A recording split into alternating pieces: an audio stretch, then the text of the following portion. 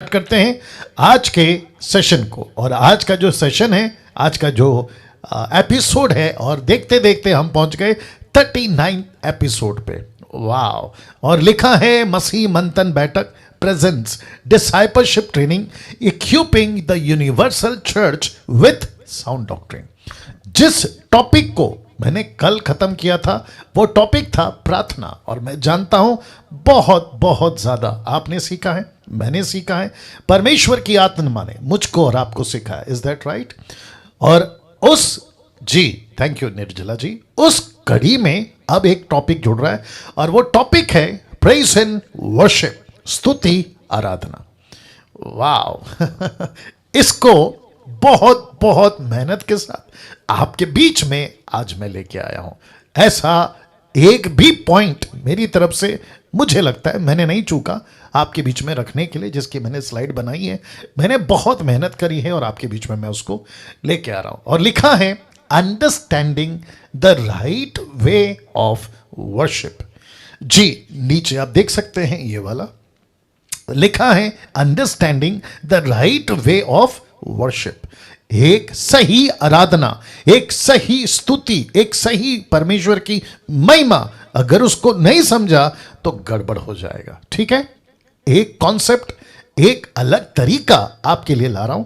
सबसे पहले उसको समझेंगे, ठीक है ना। एक वचन आपके बीच में रख रहा हूं, और ये वचन एक ऐसा दास है जिसका नाम है पौलुस। वो इसको कैसे लिखता है जरा देखिएगा।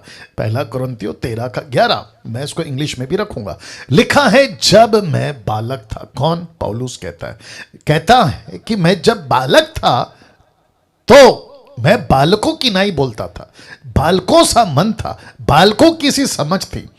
अब कहता है येलो रेड में मैंने उसको हाईलाइट किया है, कहता है परंतु सियाना हो गया तो बालकों की बातें छोड़ दी। वाह। इसी को इंग्लिश में कहते हैं 1 Corinthians chapter 13 verse 11, when I was a child I speak as a child, I understood as a child, I thought as a child, but when I became a man। एक ट्रांसलेशन कहता है mature, एक translation कहता है परिपक्व, ठीक है ना। सो but when I become a man I put away childish things। बच्चों की बातों को मैंने दूर कर दिया। क्या बात है। तो जिसके चलते YouTube के लोगों, मुझको आपको समझना होगा कि जब इस टॉपिक पे बात कर रहे हैं तो बच्चों की बातें छोड़नी होगी, बच्चों की जैसी समझ निकालनी होगी, जिसको कहते हैं ना चाइल्डिश चीजें हमको दूर करनी होगी। तो जिसके चलते ये वचन आपके बीच में रखा हूं कि जब मैं बालक था तो बालकों की नहीं बोलता था, बालकों की सी समझ थी, बालकों का सा मन था। मुझे लगता था नाचना है, मैं नाचता था। मुझे लगता है एंजॉय करना है, मैं करता था। मुझे लगता है घंटों म्यूजिक सुनना है, मैं सुनता था। मुझे लगता है घंटों सिर्फ worship worship worship, concert concert concert, यही करना है। एल्बम खरीदनी है, यूट्यूब पे गाने लगाने, सुबह शाम रात, इसी पे मेरा फोकस होता था। ऐसी बहुत सारी चीजें जिसको कहते हैं चाइल्डिश, रख रहा हूं, जिसको कहते हैं चाइल्डिश, ये वाली बच्चे वाली हरकत। और जिसके चलते मैंने यहां से शुरू किया कि जब आप मुझे सुनते हैं, खास करके आप जब डैनियल राज को सुनते हैं, तो मेरे पास में मिल्क या दूसरा क्या है बच्चे को खिलाते हैं, ऐसा बिस्किट, सेरेलैक्स, बॉर्नविटा, ऐसा कुछ नहीं मिलेगा। आपको मिलेगा तो मटन मिलेगा, आपको कबाब मिलेगा, आपको बिरयानी मिलेगी, आपको पता नहीं और क्या क्या चीज़ें, आपको ऐसी चीज़ें मिलेगी। तो जब मुझे सुनते हैं, और ख़ास करके मुझ जैसों को सुनते हैं जो अभी जूम पे, और साथ ही साथ मसीह मंथन के साथ जो प्रीचर हैं वो भी ऐसा ही प्रचार करते हुए पाए जाएंगे। हाँ, अगर आपको मिल्क टाइप के क्रिश्चियंस या प्रीचर्स चाहिए तो फिर आप मसीह मंथन और ये जो डिसाइपलशिप है इसको बाय बाय टाटा बोल के आप जा सकते हैं। ये मैं कब से बोलता हूं, ठीक है ना। तो इस चीज को पहले समझ लीजिए कि बच्चों वाली सोच, बच्चों वाली बातें, बच्चों की समझ आपको निकालनी होगी, क्योंकि ये टॉपिक उतना ही इंपॉर्टेंट है जितना कि परमेश्वर को स्तुति देना है, इसमें कोई डाउट नहीं है। परमेश्वर को महिमा देना है, इसमें कोई डाउट नहीं है। परमेश्वर के लिए गीत गाना है, इसमें कोई डाउट नहीं है। परमेश्वर को आराधना करना है, इसमें कोई डाउट नहीं है। लेकिन कैसे? खुद के तरीके से या परमेश्वर के तरीके से? या this is important, this is important, right Netan साहब? या ये बहुत जरूरी है। मैंने 20 साल क्या किया? मुझको अच्छा लगा मैं करता गया, मुझको ठीक लगा मैं गाता गया, मुझे जैसा समझ आया मैं करता गया। लेकिन जब ये बचपने वाली बात है, जब ये चाइल्डिश चीजें जब दिमाग से निकली और मैच्योरिटी आई, तब पता चला मैं क्या कर रहा था। और मुझे वापस कहता हूं बेहद बेहद खुशी है कि मैं इस चीज को समझ सका। उससे ज्यादा खुशी है कि आपको समझा पा रहा हूं, नहीं तो गई भैंस पानी में जी। अब इसी को यीशु के एक ऐसी कॉन्सेप्ट जिसको एक एक मसीह को समझना जरूरी है, मैं उसको अभी रखने जा रहा हूं। तो रखने से पहले पूछना चाहूंगा कि आप लोग सब तैयार हैं जी? शुक्रिया, बहुत बहुत शुक्रिया आपके रिस्पांस के लिए। ना लूका की किताब उसका 24 का 45 देखो क्या लिखा है। लिखा है तब उसने, किसने? यीशु ने। लिखा है तब उसने पवित्र शास्त्र, उस वक्त का पवित्र शास्त्र, मूसा की 5 किताबें जिसको तोरा कहते हैं, नबियों की किताबें 3 मेजर और 18 माइनर, याद आ गया होगा आपको, ऐसे मिला के कुछ 21 प्रॉफिट्स की किताबें, उसके बाद भजनों की किताबें, ऐसे करते करते जो पुस्तकें उन दिनों में थी मंदिर में, उसको लेकर लिखा है तब उसने पवित्र शास्त्र बूझने के लिए, अंडरस्टैंड करने के लिए उनकी समझ खोल दी। किसकी? टोटल 11 लोगों की। वाह उनकी समझ खोल दी। और जिसके चलते यह पता चला कि यीशु कह रहा था कि अगर तुम इसको नहीं समझे तो तुम मिनिस्ट्री आगे नहीं कर पाओगे। अगर इसको नहीं समझे शास्त्र को, जो मुझे कहती है, मेरे बारे में कहती है, मुझे लेकर कहती है, मुझे सेंटर कह कर कर कहती है, अगर उसको नहीं समझे जिसका कनेक्शन स्तुति आराधना से, अगर उसको नहीं समझे जिसका कनेक्शन सुसमाचार से, अगर उसको नहीं समझे जिसका कनेक्शन कलीसिया से, तो गई भैंस पानी में। वाह, thank you sir, thank you sir, thank you sir. Rajendra Kaur ji बहुत बहुत धन्यवाद, बहुत बहुत धन्यवाद। लिखा है किस क्षेत्र में समझ खोली? Question mark. किस क्षेत्र में? उसका जवाब है आगे, सेविकाई कैसी करनी है उस क्षेत्र में, उस क्षेत्र में कैसे मिनिस्ट्री करें। यीशु, अब can you believe this? Listen listen, सुनो, यूट्यूब के लोगों आप भी सुनो। यीशु इस पृथ्वी पे ऐसे लोगों को छोड़कर गया था जिनकी समझ नहीं खुली, ऐसे नहीं, ऐसों के हाथ छोड़कर गया था जिनकी समझ खुल चुकी थी। ऐसा पतरस, ऐसा योना, ऐसा याकूब, ऐसा फिलिप, ऐसा एंड्रू, ऐसा नतानियल, इन सब के हाथ छोड़कर गया था। इसलिए तो पौलुस कहता है कि मैं बच्चे की जैसा नहीं चलता, मैं बच्चा नहीं हूं। मसीहत में पास्टर को इस बच्चे से बाहर निकलना होगा, बाइबल टीचर को इस बच्चे से बाहर निकलना होगा। चाइल्ड जिसको कहते हैं, हर टीचर प्रीचर जो यीशु की कलीसिया चलाता है, उसको इस बचपन से बाहर निकलना होगा। क्यों? क्योंकि मिनिस्ट्री कैसे करे उसको सिखाना है। वाह, मिनिस्ट्री कैसे करना है उसको सिखाना है, उसको खुद भी सीखना है अजीजों, उसको खुद भी सीखना है। और जिसके चलते ये बातें आपके बीच में मैं रख पा रहा हूं, थोड़ा ऐसा घूम जाओ, जिसके चलते ये बातें मैं रख पा रहा हूं। वाह, अब एक फोटो दिखाता हूं, देखिएगा, फोटो देखिएगा, आपकी लाइफ में शायद कभी नहीं देखा होगा ये फोटो, जिसको यीशु, मेरे पास में दूसरा कोई इमेज नहीं है जितनी क्लैरिटी ला सकता था लेकर आया हूं। तो जिसके चलते यीशु, थोड़ा और आगे, जिसके चलते यीशु या जिसके चलते यीशु यहां पे कुछ कर रहा है, आप फोटो में देख सकते हैं, एक इशारा पत्थर की तरफ कर रहा है। यह पत्थर कौन है? यीशु इस पत्थर का जिक्र क्यों कर रहा है? इस पत्थर को लेकर यीशु क्या कहना चाहता है, आपके बीच में रखना चाहूंगा। लिखा है सेविकाई की नींव, फाउंडेशन। लिखा है सेविकाई की नींव, फाउंडेशन। क्या कभी ऐसी कोई बात, अभी ठीक है, ऐसी कोई बात आपने सुनी थी? कि यीशु एक ऐसे पत्थर की बात कर रहा है जिसका कनेक्शन सेविकाई से है और जिसके चलते ये रखा हूं कि foundation the ministry, foundation of ministry आना चाहिए, द मिनिस्ट्री आ गया, एनीवे कोई बात नहीं। फाउंडेशन ऑफ मिनिस्ट्री, पहला कुरिन्थियों 2 अध्याय वचन 2 लिखा है, क्योंकि मैंने ये ठान लिया था। कौन कहता है? पौलुस कहता है कि मैंने ये ठान लिया था। क्या ठान लिया था? कि तुम्हारे बीच यीशु मसीह, लिखा है वरन क्रूस पर चढ़ाए हुए मसीह को छोड़ किसी बात को ना जानो।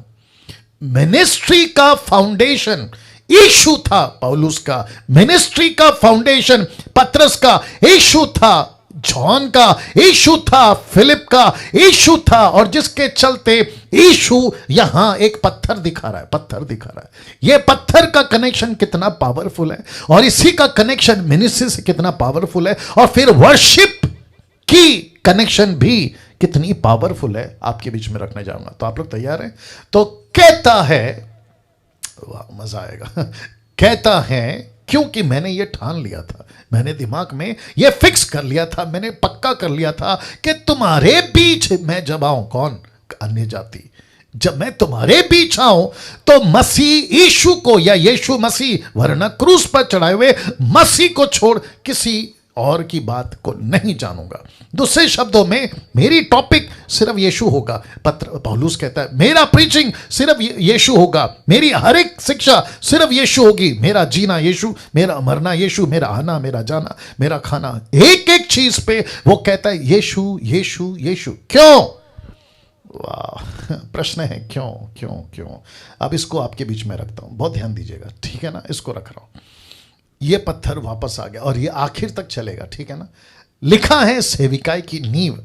अब इसका कनेक्शन लूका 20:17, आइए दे रहा हूं। लिखा है उसने उनकी ओर देखकर कहा, किसकी ओर? शास्त्री फरीसी की ओर देखकर कहा। क्या कहा? कहता है फिर ये क्या लिखा है? कौन कहता है? यीशु कहता है फिर ये क्या लिखा है कि जिस पत्थर को, आ गया पत्थर, लिखा है जिस पत्थर को राजमिस्त्रियों ने, जिसको कहते हैं ना जो घर बनाता है बिल्डर, कहता है राजमिस्त्रियों ने, मिस्त्री जिसको कहते हैं जो घर बनाता है, कहता है कि जिस पत्थर को राजमिस्त्रियों ने, बहुत ध्यान से सुनेगा, लिखा है निकम्मा, उस पत्थर को कहा यह किसी काम का नहीं है, कहता है निकम्मा ठहराया था, वही पत्थर कोने का सिरा हो गया। इसका मतलब है कि जिस पत्थर को रखकर तुम दीवार खड़ी करते हो, जिस पत्थर को रखकर तुम बिल्डिंग खड़ी करते हो, जिस पत्थर को रखकर तुम घर बनाते हो, वही पत्थर एक वक्त में तुमने उसको निकम्मा कहा था। परमेश्वर पिता ने उसी पत्थर को उस कोने का सिरा बना दिया। मतलब वहीं से अब घर बनेगा, वहीं से अब बिल्डिंग शुरू होगी, वहीं से अब इस सेविकाई शुरू होगी। अब आप सोच के देखिए, मैं फोटो रख रहा हूं, सोच के देखिए और साथ ही साथ में ध्यान दीजिएगा, यीशु ही है आपके सेविकाई का कॉर्नरस्टोन। यीशु ही है आपके सेविकाई का कॉर्नरस्टोन। मैं जल्दी से और एक फोटो रख रहा हूं ताकि आप लोग ठीक से बातों को समझ जाए। एक काम करो, इधर आ जाओ, देखते क्या होता है। वाह, wonderful Jesus, wonderful Jesus, wonderful Jesus. इसको डाइजेस्ट करो, ठीक है ना? इसको हजम करो, क्योंकि बहुत हैवी है, हैवी स्टफ है ये, आपको इसको लेना होगा। आप देख सकते हैं मेरे पास में ये फोटो मिला क्योंकि मुझे एक पत्थर चाहिए था और इसकी शुरुआत चाहिए थी। मैंने गूगल में यही पाया, इसलिए मैं रख रहा हूँ। आप देख सकते हैं कि ये पत्थर, एक पत्थर है, आप देख सकते हैं लंबा सा।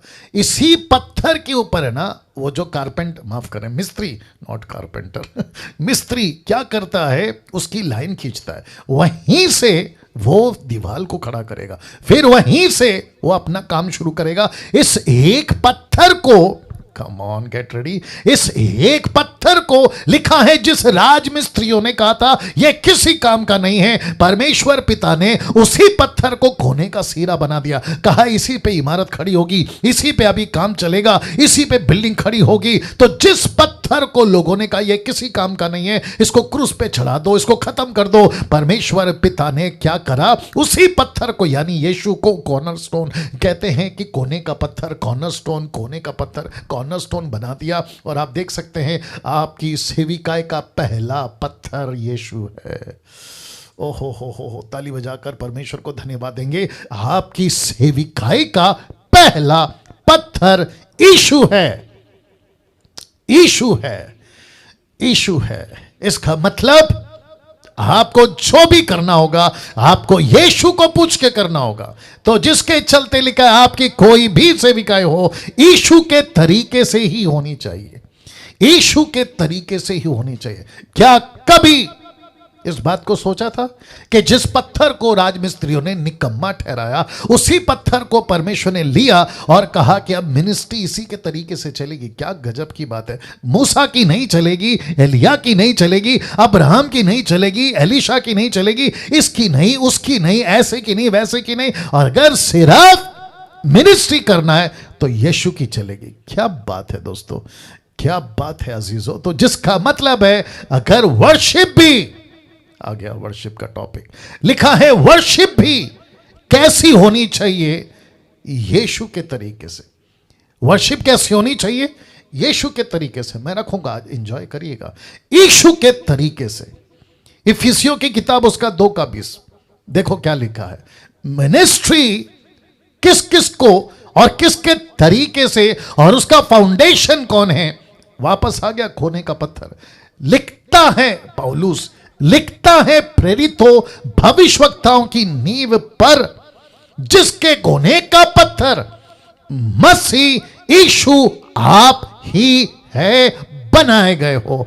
तो जिस मिनिस्ट्री को पौलुस कहता है मैं कर रहा हूं, उस मिनिस्ट्री का पहला पत्थर जिसके ऊपर मैंने बनाई है वो यीशु है। कम ऑन, वो यीशु है। पास्टर डैनियल राज जो मिनिस्ट्री कर रहे हैं उस मिनिस्ट्री का पहला पत्थर यीशु है। सिस्टर निर्जला जो मिनिस्ट्री कर रही है नेपाल में, उस मिनिस्ट्री का पहला पत्थर यीशु है। नेथन साहब न्यूजीलैंड में पहला पत्थर यीशु है। और भारत में जितने लोग हैं, आप आंध्रा के हैं, कर्नाटका के हैं, आप तमिलनाडु के हैं, गुजरात के हैं, आप जहां कहीं के भी हैं, आपकी मिनिस्ट्री का पहला पत्थर कहता है कि यीशु है। कैसे?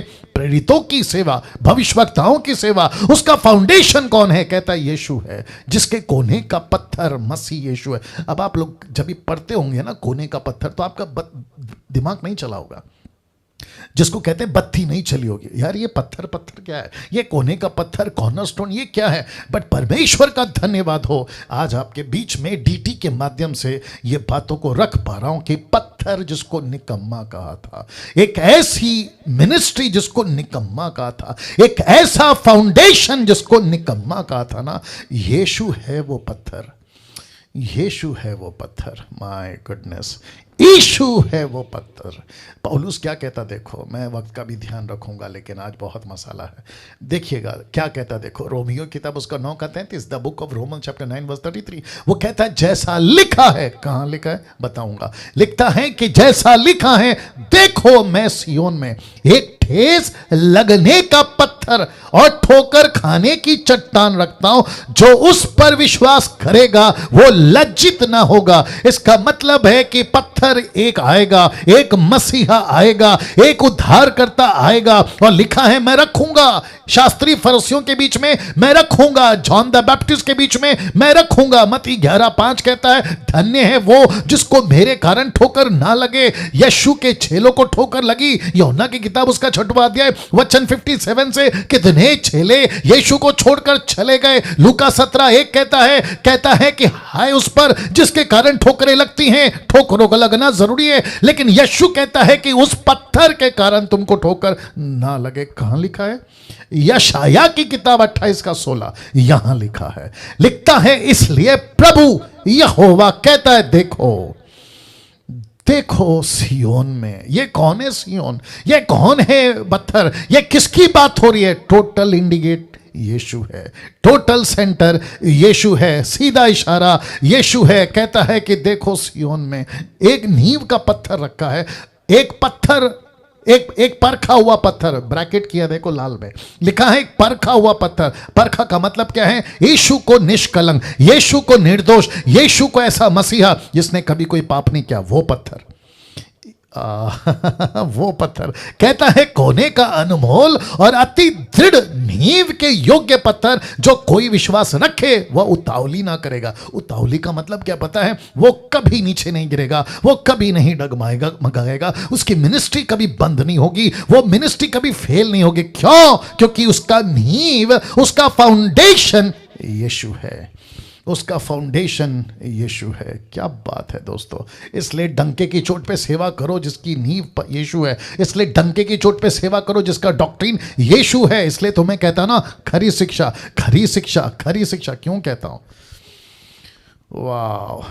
तो लिखता है रोमियो का 9:33 कहता है एक ठेस लगने वाला पत्थर। तो यीशु के कारण कईयों को ठेस लगेगी, यीशु के कारण कईयों को ठोकर लगेगी, लेकिन कहता है कि जो उस पर विश्वास करेगा वो कभी लज्जित ना होगा। ये वही पत्थर है जो तुमको बना सकता है, ये वही पत्थर है जो तुमको लज्जित कर सकता है, ये वही पत्थर है जो तुमको खड़ा रख सकता है, ये वही पत्थर है जो तुमको गिरा सकता है। तो जिसके चलते मैं आगे आपके बीच में अभी कुछ रख रहा हूं, उसको ध्यान दीजिएगा। तो ये 2 फोटो ला दिया, ये 2 फोटो ला दिया और लिखा है क्या कलीसिया ही वो कोने का पत्थर है? या क्वेश्चन मार्क। Wonderful Jesus. वापस आ रहा हूं, क्या कलीसिया ही वो कोने का पत्थर है? ये क्वेश्चन मार्क है। आइए बताता हूं। 1 तिमोथी 3:15, 1 तिमोथी चैप्टर 3 वर्स 15, देखो क्या लिखा है। लिखा है यदि मेरे आने में, कौन कहता है? पौलुस कहता है यदि मेरे आने में देरी हो जाए, देरी हो तो जान ले, क्या जान ले? कि परमेश्वर का घर, कौन सा घर रख रहा हूं? लिखा है जो जीवित परमेश्वर की कलीसिया है। एक कलीसिया, याद आ गया आपको? कलीसिया है। साथ ही साथ लिखा है जो सत्य का खंबा और नेव है। अब आपको पता चल गया कलीसिया कौन है? कलीसिया कौन है दोस्तों? ये वही यीशु है, ये वही पत्थर है जिसके ऊपर उसने अपनी कलीसिया बनाई। क्या गजब की बातें आ रही हैं, क्या अद्भुत बातें आ रही हैं। ये जो भाई साहब बैठे हैं रेड शर्ट में, जिनका आपने नाम नहीं डाला है, आपने आपका मोबाइल का कुछ नंबर डाला है 229540। सर आप कौन हैं? लाल शर्ट में, या आपका नाम डालिए सर और कुछ रिस्पांस दीजिए, कुछ रिस्पांस दीजिए, है ना? ऐसा शांत नहीं बैठना है, जहां पे रिस्पांस देना है वहां रिस्पांस दीजिएगा। Thank you. वाह, वापस आते हैं और बाद में आपका नाम डाल दीजिएगा उसमें। तो यूट्यूब वालों, आपके पास भी आ रहा हूं। क्या गजब का परमेश्वर है, क्या गजब का यीशु है। कहता है कि क्या ये कलीसिया पत्थर है? जी बिल्कुल है, क्योंकि 1 तिमोथी 3:15 कहता है यदि मेरे आने में देरी हो जाए तो जान ले कि परमेश्वर का घर, जो जीवित परमेश्वर की कलीसिया है, जो सत्य का खंबा और नेव है, उसमें कैसा बर्ताव करना चाहिए, आपको कैसी मिनिस्ट्री करनी चाहिए, कैसा रहना चाहिए। क्यों? क्योंकि यीशु ही वो पत्थर है, यीशु ही वो कोने का पत्थर है। अगर ठीक से बर्ताव नहीं किया, मैं रख रहा हूं, लिखा है यदि ठीक से बर्ताव नहीं किया, मत्ती 21:44, बहुत ध्यान दीजिएगा। मैथ्यू 21:44 लिखा है जो इस पत्थर पर गिरेगा वो चकनाचूर हो जाएगा, और जिस पर वह गिरेगा उसको पीस डालेगा। आप नहीं समझे, रख रहा हूं। इसको कहते हैं, एक आपको सैंपल दे देता हूं, पीछे जाना पड़ेगा, माफी चाहूंगा। देखिए ये है पत्थर, यानी यीशु मसीह जो इशारा कर रहे हैं। यीशु कहते हैं मैं हूं पत्थर, फिर ठीक बगल में चर्च। तो अभी वो चर्च कौन है? वो पत्थर, मिनिस्ट्री पत्थर, यीशु पत्थर, जिसको कहते हैं कोने का पत्थर, कलीसिया। याद आ गया? अब कहता है क्या कलीसिया वो कोने का पत्थर है? जी हां। जवाब कैसे? ये वाला वचन बता दिया। कहता है कि कलीसिया ही परमेश्वर का वो घर है। अगर ठीक से बर्ताव नहीं किया तो क्या होगा पता? यही पत्थर, यीशु जो इशारा करना, यही पत्थर खुद यीशु के मुंह से निकला है कि अगर जिस पर जो कोई मुझ पे गिरेगा तो उसका उद्धार हो जाएगा। क्या लिखा है? चकनाचूर, मतलब उसका पाप का घमंड टूट जाएगा, उसका बंधन टूट जाएगा। तो चकनाचूर, बहुत ध्यान दीजिएगा, जो इस पर गिरेगा, आप लोग नहीं समझ रहे, जो इस पर गिरेगा, मतलब डैनियल गिरा 28 साल पहले, अब 29 साल पहले यीशु पर, तो मैं क्या हो गया, मैं टूट गया, मेरा क्या क्या टूट गया, घमंड टूट गया, लालच टूट गया, पाप टूट गया, बंधन टूट गया। लेकिन यीशु कहता है खबरदार डैनियल, अगर मैं तुझ पे गिर गया तो तेरे को पीस दूंगा। Okay okay okay okay, you got the point now. अगर यीशु पे आप गिरते हैं आप बच जाते हैं, लेकिन अगर आप पे यीशु गिर गया आपको पीस डालेगा। कैसा लग रहा है? वाह, सही। कभी सोचा था ये वचन ऐसा बात करेगा? जरा देखिए क्या परमेश्वर है हमारा।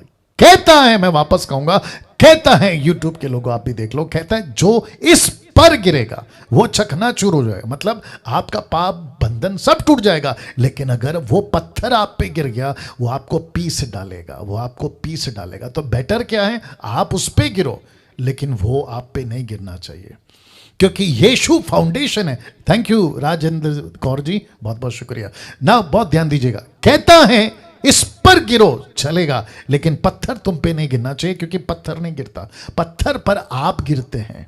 पत्थर पर, नेथन साहब, पत्थर पर हम गिरते हैं। जितने लोग मुझे देख रहे हैं मैं सबको कहना चाहता हूँ, जी हाँ उषा शर्मा जी बहुत बढ़िया, जिसको यीशु कहते हैं हम उस पे गिरे, लेकिन यीशु हम पे नहीं गिरना चाहिए, नहीं तो खत्म हो जाओगे। देखो क्या लिखा है, पीस डालेगा, पीस डालेगा लिखा है कि नहीं, मतलब तुमको खत्म कर देगा।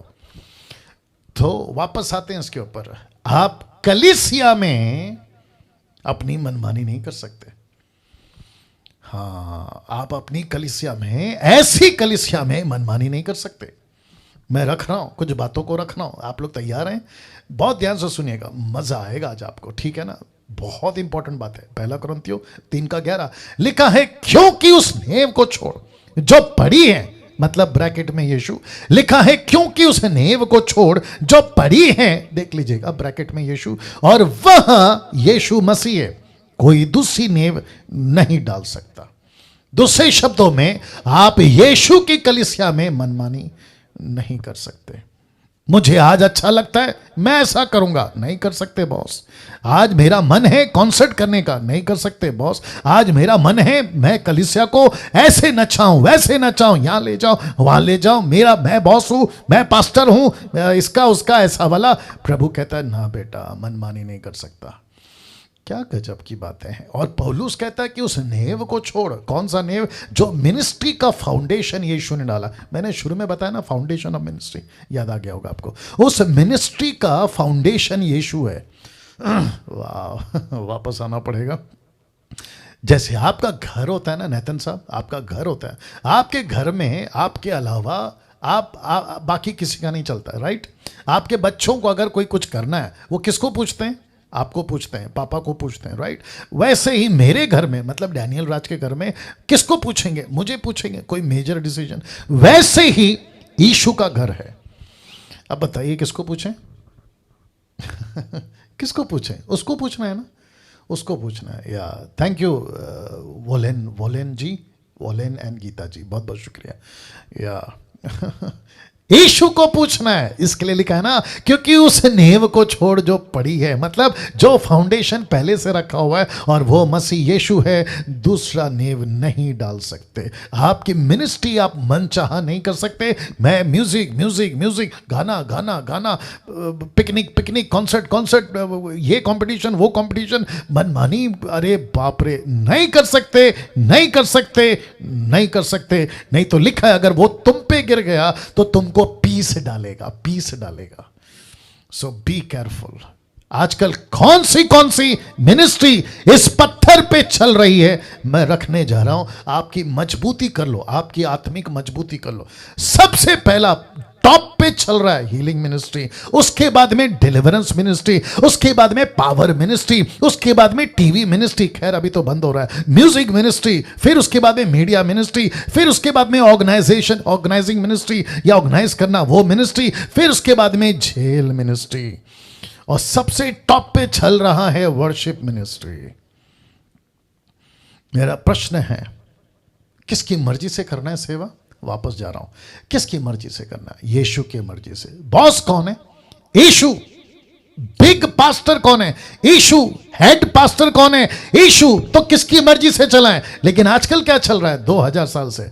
जिसको देखो कर रहा है अपनी मनमानी, जिसके चलते ये सब मैंने रखा है। अब मुझे बताइए यूट्यूब वालों, अब मुझे बताइए, क्या पास्टर डैनियल आप हीलिंग मिनिस्ट्री के खिलाफ हैं? बिल्कुल नहीं।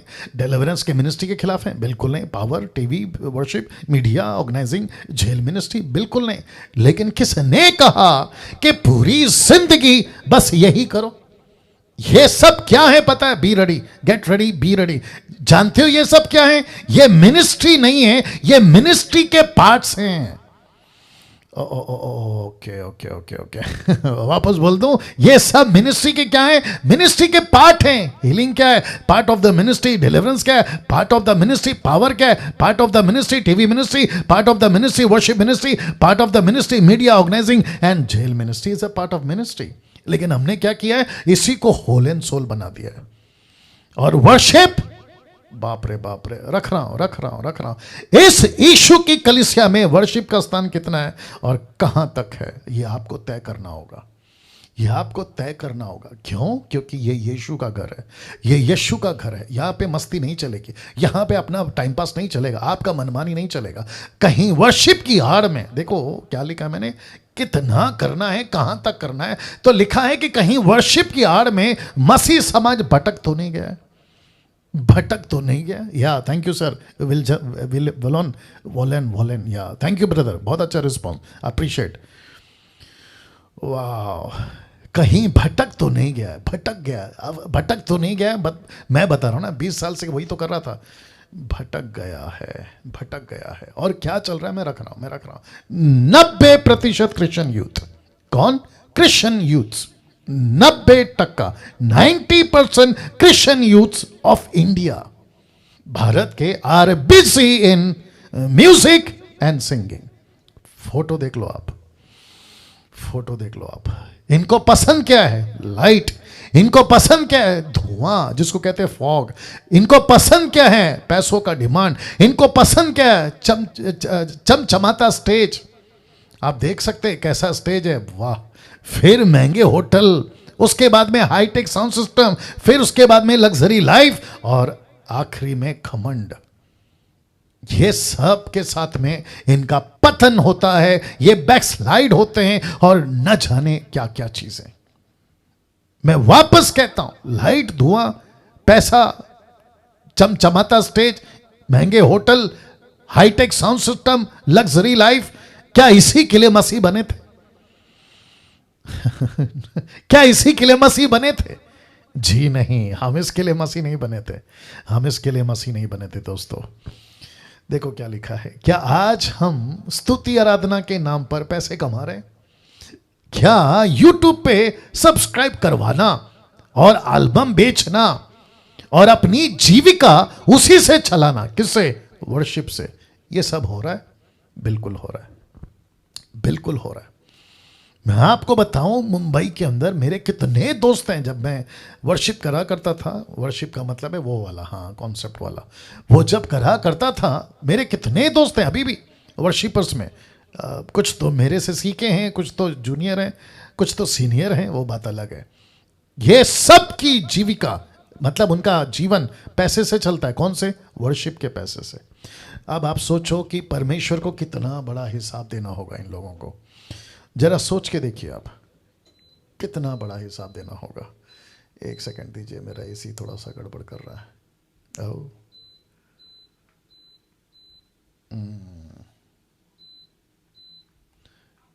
देखो क्या चक्कर है। चलो, वाह, अभी तक कैसा लग रहा है? 21 पे रखते हैं। वापस कहना चाहता हूँ यूट्यूब के लोग, ये जो पॉइंट है ना, ये बहुत इंपॉर्टेंट है, क्योंकि आपको ये समझना बहुत ज़रूरी हो गया कि स्तुति आराधना के नाम पे पैसे नहीं कमा सकते आप। किसी को भी हक नहीं है सुसमाचार पे पैसे कमाए, वो भी डिमांड करते हुए। नहीं कर सकते आप। आपको गीत बनाना है, बनाओ। आपको गीत बनाना है, बनाओ। आपको म्यूजिक एल्बम बनाना है, बनाओ। लेकिन उसको बेच के तुम पूरी जिंदगी अपनी जीविका उसी पे चला रहे हो, ये गलत है, यह गलत है, क्योंकि परमेश्वर ने आपको बिजनेस करने के लिए नहीं बुलाया। मुझे नहीं पता कि अभी कौन कौन सहमत है और कौन कौन सहमत नहीं है, आई डोंट केयर। आप पास्टर डैनियल कैसे बोल सकते हो? क्योंकि मैं 20 साल इन्हीं के बीच में से निकल के बाहर आया हूं, इसी में से बाहर आया हूं, इसी में से बाहर आया हूं, इसलिए मैं सब चीजें जानता हूं। तो वापस कहता हूं कि स्तुति आराधना के नाम पे कैसे पैसे कमाना बंद करिए। परमेश्वर के वचन को बेचना, और वो भी खुद के लिए और खुद की रोटी के लिए, खुद का जीवन के लिए, इसको कहते हैं अपनी जीविका उसी से चला रहे, इसको बंद करना होगा ना। इसको देख लीजिए, non biblical and out of context topics on worship.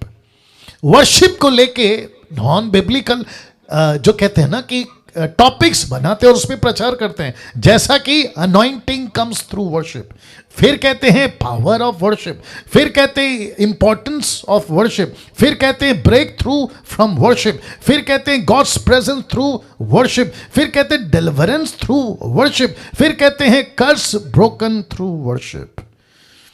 ओहो हो, क्या इन सभी से मतलब ऐसा किसी गीत के गाने से, वर्शिप मिनिस्ट्री से ऐसे बंधन टूट जाते हैं? तो फिर यीशु मसीह ने लहू क्यों बहाया? यीशु क्रूस पे क्यों मरा? नहीं आ रहा, उसको टर्बो पे रखो, देख लो क्या हो रहा है। या उसका कैप ऊपर कर सकते हो। या अमेजिंग अमेजिंग। इन सभी के वजह से, थैंक यू, इन सभी के वजह से बंधन नहीं टूटते। अनॉइंटिंग कम्स थ्रू वर्शिप, तो फिर अनॉइंटिंग तो पहले हो चुका है, वर्शिप के बाद अनॉइंटिंग आता है। ये मूर्खता का स्टेटमेंट कौन दे रहा है भाई? पावर ऑफ वर्शिप कैसे हो सकता है? पावर ऑफ वर्शिप मतलब म्यूजिक में कोई पावर है? फिर किशोर कुमार, लता मंगेशकर, ये जितने भी सांसारिक बॉलीवुड, हॉलीवुड, टॉलीवुड, ये तो हमसे ज़्यादा पावरफुल होना चाहिए, ये तो हमसे ज़्यादा पावरफुल होना चाहिए। तो फिर अगर इनके गीत से, म्यूजिक से अगर इतना पावर आता है, तो मैं तो कम से कम 10 दर्जनों को वर्शिपरों को जानता हूं और उनके जीवन को भी जानता हूं कि उनका जीवन कैसा है। तो पावर की तो बात ही खत्म हो गई। कहते हैं ना, आपको समझना होगा कि पेड़ क्या है और फल क्या है, क्योंकि पेड़ की पहचान, आगे कोई बोल सकता है, किससे होती है? फल से होती है। पेड़ की पहचान फल से होती है। पास्टर डैनियल, तो क्या हम गीत नहीं सीखें? बिल्कुल सीखो। क्या हम कीबोर्ड नहीं सीखें? बिल्कुल सीखो। क्या हम गिटार नहीं सीखें? बिल्कुल सीखो। क्या हम गाना बंद कर दे? बिल्कुल नहीं। मैंने कब कहा? लेकिन पूरी जिंदगी यही करने के लिए आपको नहीं बुलाया। हाँ, अब आई बात समझ में, अब आई बात समझ में। पूरी जिंदगी आपको यह करने के लिए नहीं बुलाया। आपको क्या करना मैं रखूंगा लास्ट में। आपको जो करना है उस पर फोकस करो। अब एक important statement, worship ministry Bible में है ही नहीं। डंके की चोट पे बोल रहा हूं, वर्शिप मिनिस्ट्री बाइबल में है ही नहीं। कैसे? ना फाइवफोल्ड मिनिस्ट्री में, ना होली स्पिरिट के गिफ्ट में, ना ही कोई वचन ऐसा कहता है। वर्शिप आप और आपके परमेश्वर के बीच की बात है। इसको कॉन्सर्ट मत बनाओ, इसको बिजनेस मत बनाओ। परमेश्वर और आपके बीच की बात है worship. This is between you and your God. Worship कोई मिनिस्ट्री नहीं है, ये नौकरी नहीं है ना भाई, ये कोई दान नहीं है ना भाई। ना तो पवित्र आत्मा ने कभी जिक्र करा, ना पतरस ने, ना पौलुस ने, लेकिन सबने क्या कहा पता है? मैं रख रहा हूं, देखो इब्रानियों 12:28 क्या कहता है पता है? इस कारण हम उस राज्य को पाकर जो हिलने का नहीं, उस अनुग्रह को हाथ से जाने ना दे, जिसके द्वारा हम भक्ति और भय सहित परमेश्वर की ऐसी आराधना कर सकते हैं। लिखा है कैसी?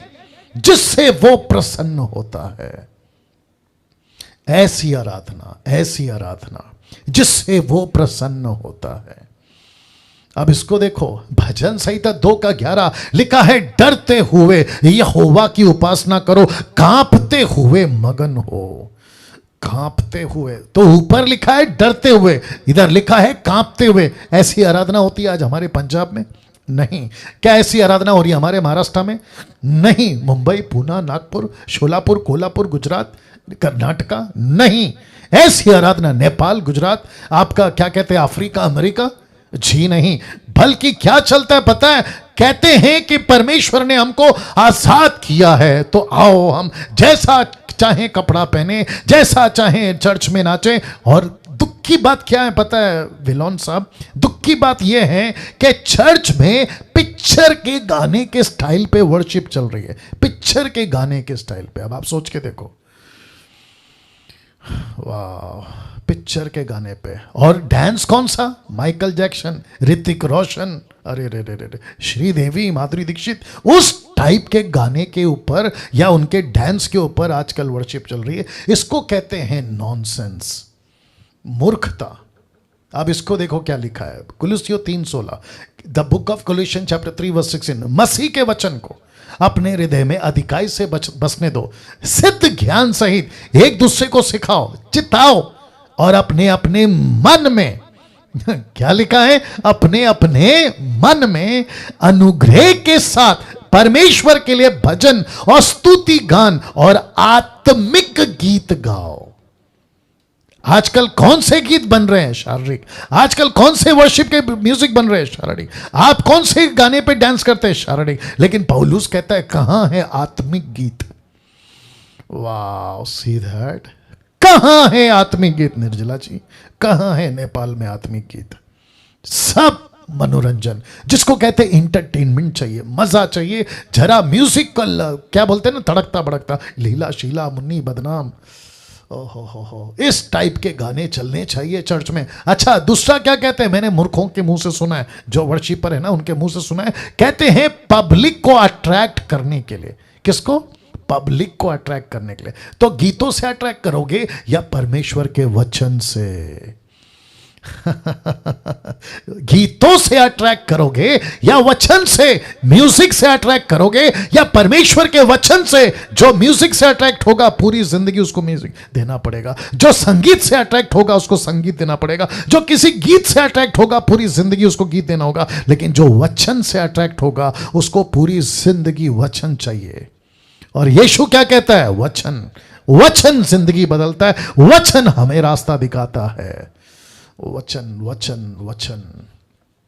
मैं कुछ सेकंड इसके ऊपर रुक रहा हूं। आत्मिक गीत बनाओ, वर्शिपरो, आत्मिक गीत बनाओ, पिक्चर के नहीं, पिक्चर के स्टाइल के नहीं। तरह तरह के म्यूजिक आजकल आ रहे हैं, क्या पता नहीं 5-10 साल के बाद मसीहत कहां जाएगी, मैं इसका अंदाजा भी नहीं लगा सकता, बहुत बिगड़ जाएगी। इफिसियों 5:15 क्या कहता देखो, आपस में भजन और स्तुति गान और आत्मिक गीत गाया करो और अपने अपने मन में, कहां? अपने अपने मन में प्रभु के सामने गाते और कीर्तन करते रहो। ब्रैकेट में लिख दिया सिंगिंग मेलोडी, सिंगिंग मेलोडी, जिसको कहते हैं कीर्तन। अपने अपने मन में आपको जैसा ठीक लगता है करो। तो जिसके चलते मैंने अभी थोड़ी देर पहले कहा था, वर्शिप क्या है? आपके और बीच के, आपके और परमेश्वर के बीच की बात है, यह पब्लिक नहीं है। ये इसको लेके आप परमेश्वर की स्तुति आराधना को लेके आप पैसे कमाने के लिए बैंड नहीं बना सकते। कुछ लोग कहते हैं वर्शिप बैंड है, कुछ लोग कहते हैं वर्शिप कॉन्सर्ट है। कमाल कर दिया यार, ये आपकी और परमेश्वर के बीच की बात है, आपने इसको पब्लिक कैसे कर दिया? यह कभी बिजनेस का लाइन नहीं था। याकूब 5:13 देखो क्या कहता है, यदि तुम में कोई दुखी हो तो वह प्रार्थना करे। ये देखो लिखा है वह प्रार्थना करे, दूसरा नहीं, वो खुद प्रार्थना करे। यदि आनंदित है तो वह स्तुति के गीत गाए या भजन गाए, वो गाए, दूसरा नहीं, वो खुद गाए। You got the point. आजकल क्या चल रहा है, मैं उसका गाना सुन रहा था, अच्छा लगा, मैंने इसका गाना सुना, मुझे अच्छा लगा। ऊपर से प्रभु बोलता है बेटा भाड़े का गाना गा रहा है, तेरा खुद का किधर है? तेरा खुद का किधर है? तेरा खुद का किधर है? ये फोटो देख लो साहब, क्या कोने का पत्थर इस तरह की वर्शिप की इजाजत देता है? नहीं देता, नहीं देता। आप सोच के देखिए, यीशु की लिस्ट में ऐसा कोई पैटर्न है ही नहीं, नहीं है, नहीं है। पास्टर डैनियल आप कैसे बोल सकते हैं? अभी बताता हूं, मैं कितने साल से इसमें था, 20 साल से। मैं सेवक कितने साल से हूं? 29 साल से।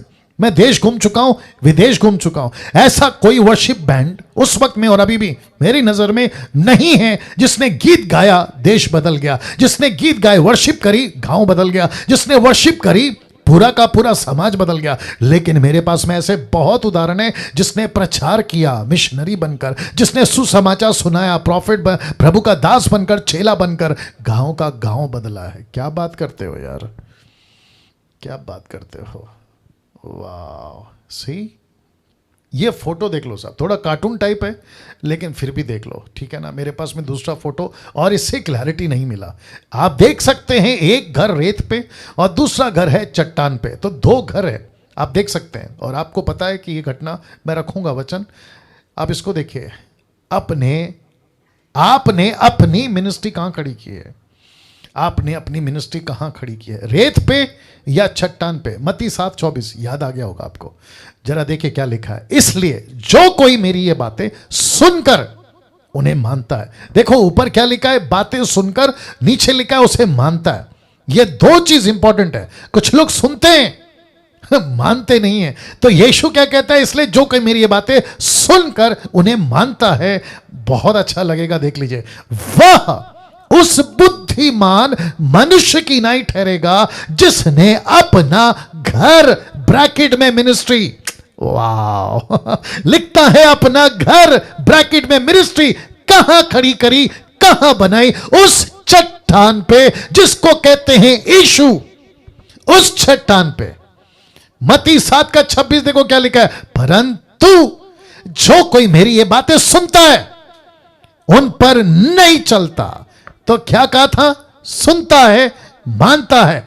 यहां क्या लिखा है, सुनता है मानता नहीं है, नहीं चलता है।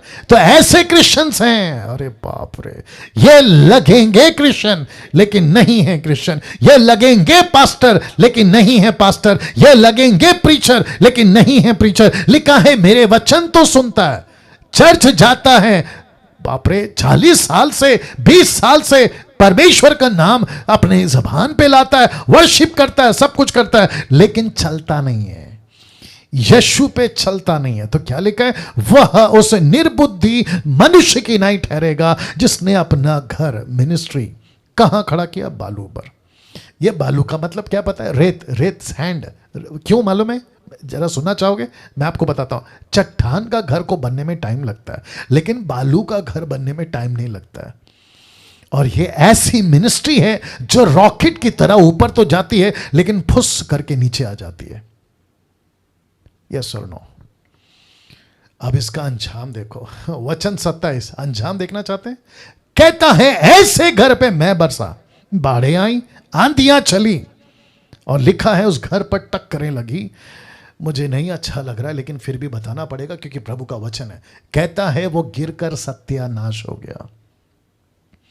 सत्यानाश कौन हो गया? वो मिनिस्ट्री सत्यानाश हो गया, वो पास्टर सत्यानाश हो गया, वो रेवरेंड, बिशप, अपोस्टल, प्रॉफिट जिसने अपनी घर, मिनिस्ट्री कहां खड़ी करी, बालू पे, बालू पे, सैंड, रेत पे खड़ी करी।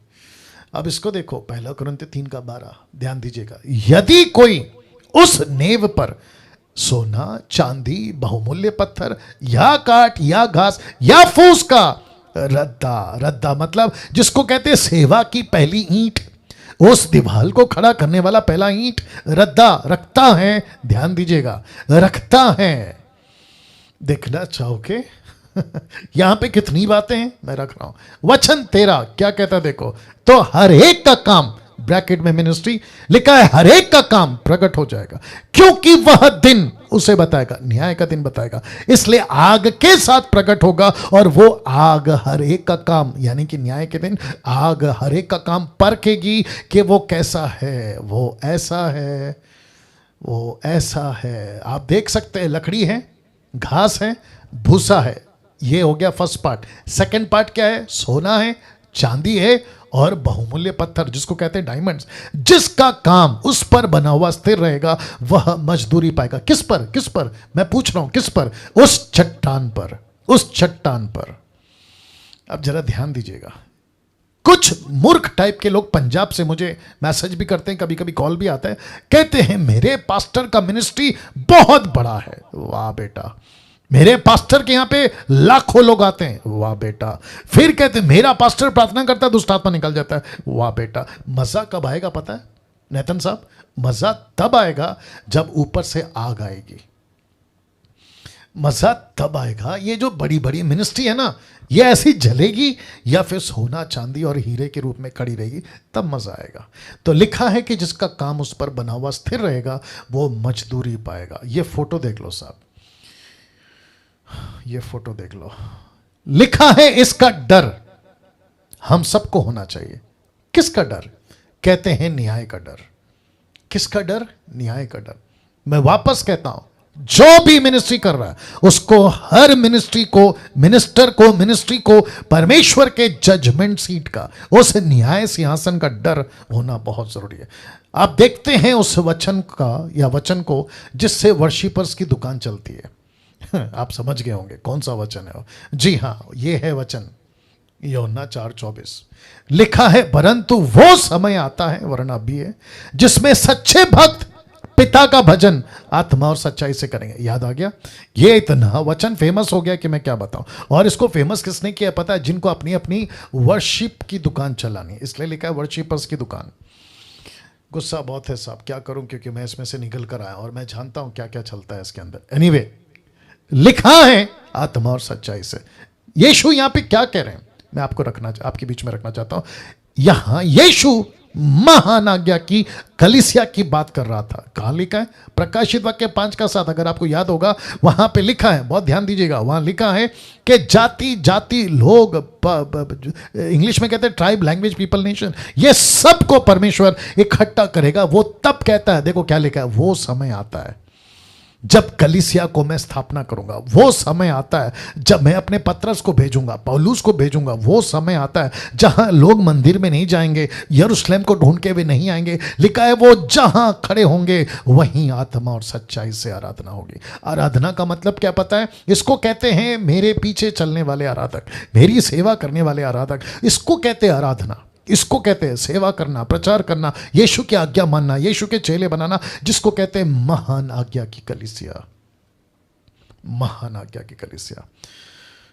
अब अंत में, क्योंकि आज मैं फेसबुक पे लाइव आ रहा हूं इसके बाद, क्योंकि सैटरडे का अनाउंसमेंट करना है, उसके लिए आज मैं जल्दी खत्म करूंगा, लेकिन ये भी बहुत लंबा चलेगा। अब अंत में आप इसको देख लीजिए। पहला, ये दो चर्च है, एक रिलीजियस क्रिश्चियनिटी और दूसरा जीसस क्राइस्ट क्रिश्चियनिटी। ओके, समझ गया आप लोग? एक रिलीजियस क्रिश्चियनिटी, दूसरा क्या है? जीसस क्राइस्ट क्रिश्चियनिटी, जिसका मतलब है एक ऐसी रिलीजियस बिल्डिंग, ये वो सब करेंगे जो ये बिल्डिंग में चलता है, और ये वो सब करेंगे जो यीशु चाहता है। अब आप फर्क देख लो। आपने फर्क देख लिया? या आप कौन हैं? ये वाला, जीसस क्राइस्ट वाला। लेकिन कभी नहीं बनना रिलीजियस बिल्डिंग, नहीं बनना, जिसका मैं प्रचार ऑलरेडी करते आ रहा हूं, और जिसके चलते मत्ती 15:9 क्या कहता है देखो, और व्यर्थ में, ये व्यर्थ में उपासना करते हैं, और व्यर्थ में उपासना करते हैं। कौन करते हैं वो उपासना? ये ऐसे बिल्डिंग वाले जिनका कोई मतलब नहीं है, यीशु से कोई मतलब नहीं है, प्रभु से कोई मतलब नहीं है, और जिसके चलते यीशु के मुंह से निकला कि ये व्यर्थ मेरी उपासना करते हैं। ना इसको देखिए, मरकुस 16:20 लिखता है, प्रभु उनके साथ काम करता रहा। किसके साथ? रख रहा, प्रभु यीशु सबके साथ काम नहीं करता। प्रभु सबके साथ काम नहीं करता, वो उसी के साथ काम करता है जो प्रभु की आज्ञा को लेके चल। तो लिखा है कि प्रभु उनके साथ काम करता रहा। तो वापस कहता हूं, बहुत ध्यान दीजिएगा, वर्शिप को अपनी मर्जी से नहीं, वर्शिप को प्रभु की मर्जी से। अब बाकी बातें कल आपके बीच में मैं आऊँगा, एपिसोड नंबर 40। लेकिन कुछ बातें आपको याद दिलाता हूँ। क्या आप लोग अपनी वीडियो बना रहे हैं, प्रचार कर रहे हैं? प्लीज़ करिए, क्योंकि आपका प्रचार बहुतों के ज़िंदगी को बदलेगा। इस शनिवार 24 अप्रैल मसीह समाज करेगा प्रार्थना भारत देश के लिए, भारत देश के लिए। इस महामारी से प्रभु हमको बचाए। पश्चाताप करेंगे देश के लिए, हम सब करेंगे। जैसे मूसा करता था इजरायलियों के लिए और प्रभु माफ करता था इजराइल को, वैसे ही हमको मूसा बनना पड़ेगा। वो 2 हाथ, याद आ गया? वो 2 हाथ और वो 3 लोग। कौन है वो 3 लोग? एक मूसा, एक हारून और दूसरा है हूर। हमको वो 3 व्यक्ति बनना पड़ेगा और हमको अपने 2 हाथ उठाने होंगे, जिसके चलते प्रभु भारत देश पे दया करे। तो लिखा है भारत देश के लिए प्रार्थना, ठीक है ना? नाउ प्रार्थना में भाग लेने के लिए आपको सिर्फ अगर अटेंड करना है तो फेसबुक पे लाइव आइए, लेकिन अगर आपको प्रार्थना में लीड करना है तो आपको जूम से जुड़ना होगा, जूम पे आना होगा, जिसकी आईडी मैं आपको दूंगा अगर आप लोग प्रार्थना करना चाहते हैं। साथ ही साथ मसीह मंथन बैठक मिशन और एमएमबी मिशनरीज के लिए बहुत सारे लोगों को तैयार करना चाहता है। अगर आप इस प्रोग्राम के लिए या इस एफर्ट के लिए आप कर देना चाहते हैं, सिस्टर सुमन वैद को आप कांटेक्ट कर सकते हैं, ये नंबर है, और आप जो है उन्हें संपर्क करें। ओके, तो इसके साथ में मैं यहाँ पे समाप्त करना चाहूँगा। आइए प्रार्थना करते हैं। सृष्टिकर्ता पिता यीशु के नाम से फिर एक और बार आपके महान उपस्थिति में आते हैं। प्रभु जी, मैं आपका धन्यवाद देता हूँ इस अद्भुत शिक्षा के लिए। प्रभु जी, जो आपने हमें सिखाए वो कोने का पत्थर हम बन सकें, तेरी मर्जी से सेवा कर सकें, जैसा तू चाहता है वैसी आराधना आपको दे सके, उसके लिए आप कृपा करिए। आदर महिमा आपको देते हैं, ये प्रार्थना यीशु के नाम से मांगते हैं, आमीन।